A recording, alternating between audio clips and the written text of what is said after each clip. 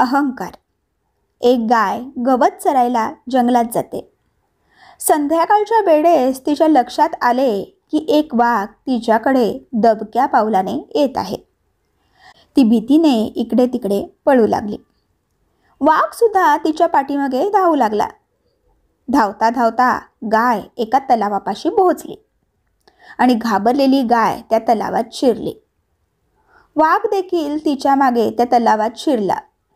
त्या दोघांनाही कळून चुकले की हा तलाव फारसा खोल नाही आणि त्यात पाणीसुद्धा कमी आहे, मात्र चिखल जास्त आहे. त्या दोघांमधील अंतर तसे कमी होते, परंतु ते दोघेही काही करू शकत नव्हते. गाय त्या चिखलात हळूहळू रुतायला लागली. वाघ तिच्या अगदी जवळ होता, परंतु तो सुद्धा त्यात रुतायला लागला होता. दोघेही अगदी गळ्यापर्यंत रुतलेली होती. दोघेही हलू शकत नव्हते.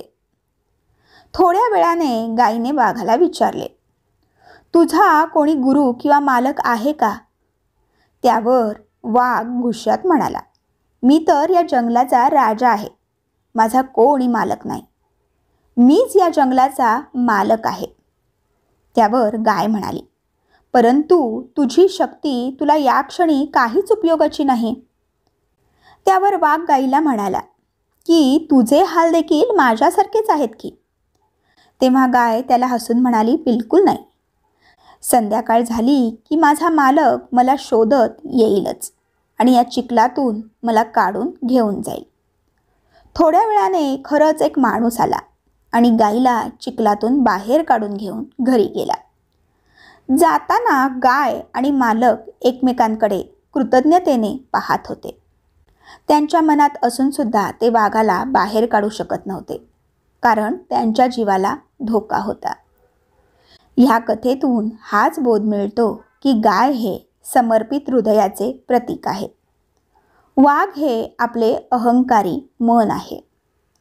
मालक हे गुरु व ईश्वराचे प्रतीक आहे, तर चिखल हा संसार आहे आणि संघर्ष ही अस्तित्वाची लढाई आहे.